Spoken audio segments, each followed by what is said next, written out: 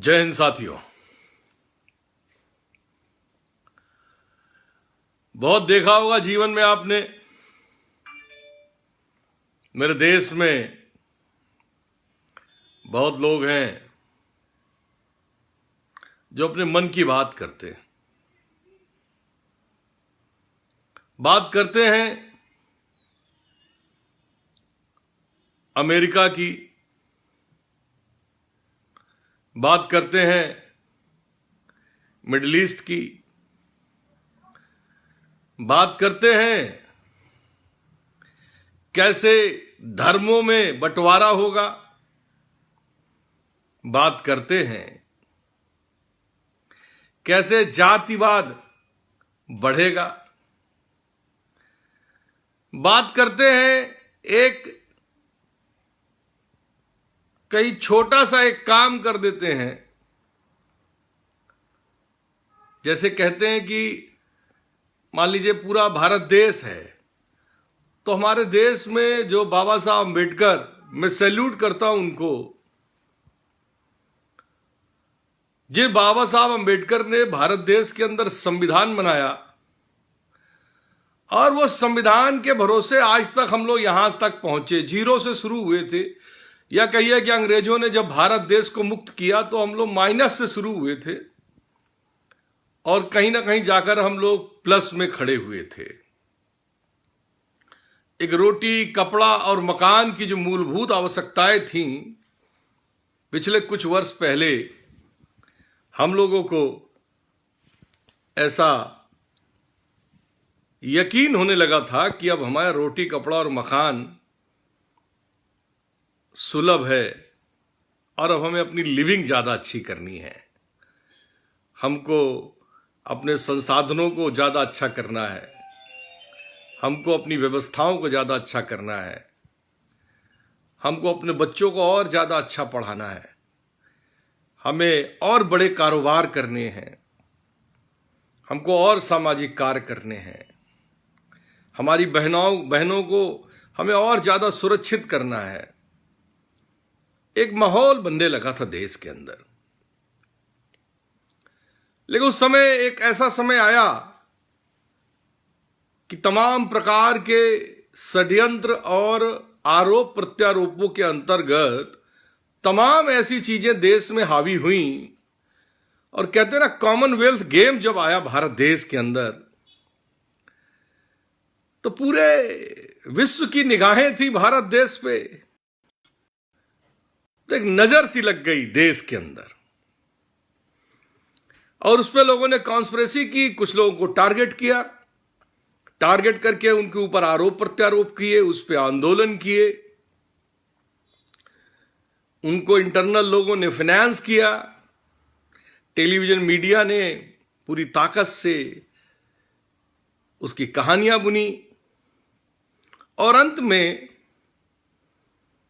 धर्म के नाम पे एक जीत हासिल हुई। सबसे पहले तो मैं ये कहना चाहता हूं साथियों कि मन की बात से देश या जनता नहीं चलती है। बात चलेगी हमेशा जब भी जहां भी मेरे देश की बात होगी। मेरे देश की जब बात होगी तो ही संवाद शुरू होगा। संवाद होगा चहुओर तो सद्भाव शुरू होगा। सद्भाव होगा, संवाद होगा, सद्भाव होगा तो भाव होगा, प्यार होगा, मोहब्बत होगी। तभी एक माहौल बनता है कि हमें विकास के पथ पे आगे बढ़ना है। हमको अपने देश को आगे बढ़ाना है।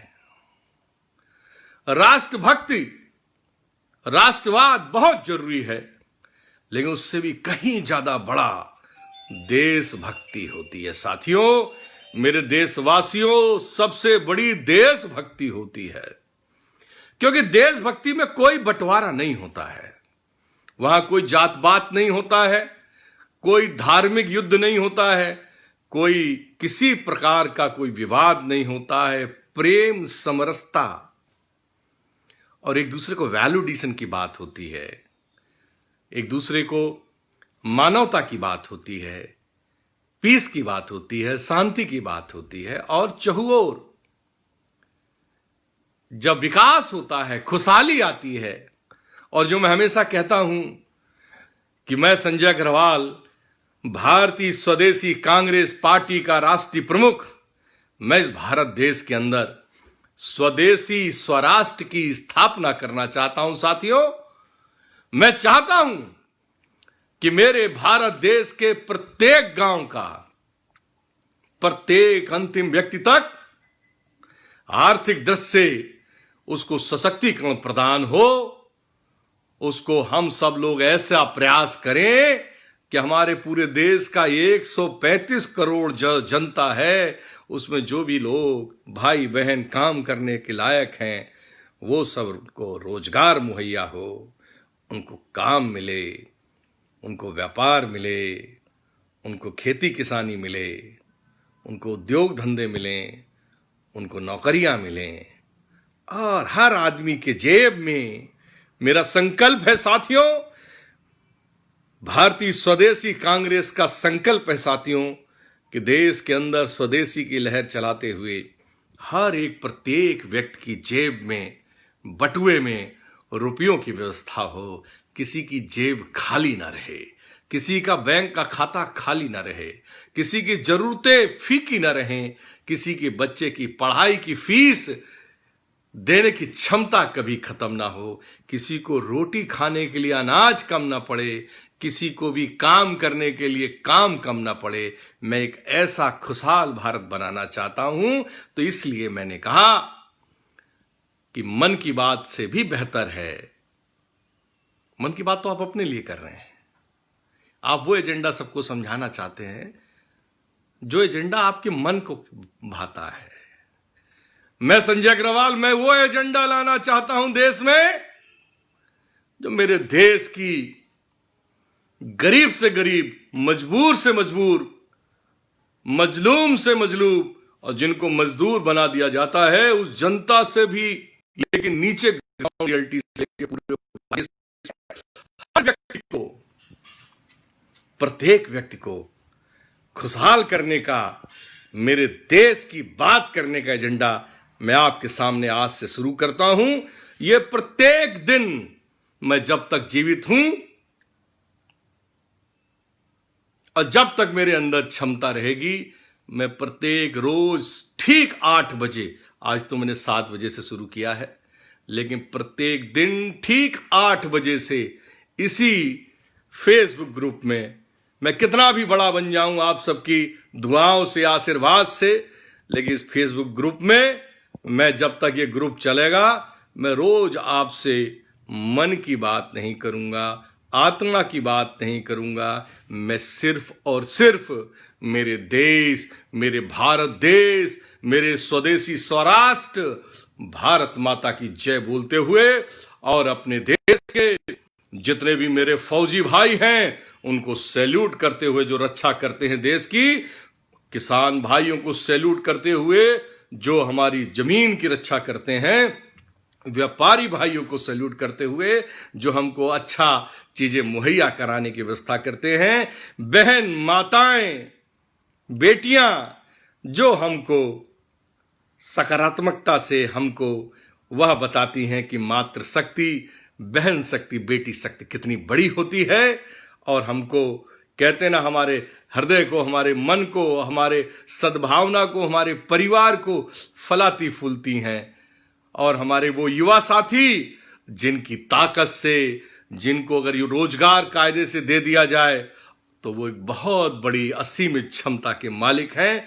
मैं सभी को सैल्यूट करते हुए, और वो मेरे बच्चे जो मेरे भारत देश के मेरे बच्चे हैं, जो कल का हमारा भविष्य हैं, उन सबको सैल्यूट करते हुए मैं आज से मेरे भारत देश की बात के बारे में चर्चा करता हूं। सबसे पहले आज का जो विषय है, मैंने कई बार कहा कि गांव चलेगा दिल्ली, जितना ताकतवर दिल्ली होगा उतना हमारे भारत देश का प्रत्येक गांव ताकतवर होगा।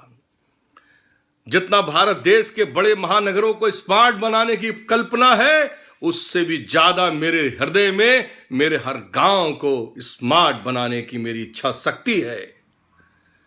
कोई फालतू पुड़िया की बात ना होते हुए मैं ये कहना चाहूंगा, और जो भी लोग मुझे देख रहे हैं या कल इसको आगे मेरे साथी लोग जब वायरल करेंगे, बढ़ाएंगे आगे, और मेरे देश के मेरे भाई बहन जितने भी लोग हैं, मेरे अपने देश के जो बुजुर्ग लोग हैं, उनका भी पैर छूते हुए आशीर्वाद लेते हुए मैं ये कहना चाहता हूं कि सबसे पहले हमें क्या जरूरी है। हमारे देश में सबसे पहले जरूरी है साथियों कि हमारा घर खुशहाल हो। सबसे पहले जरूरी है कि हमारा अपना घर खुशहाल हो, हमारा अपना घर मजबूत हो।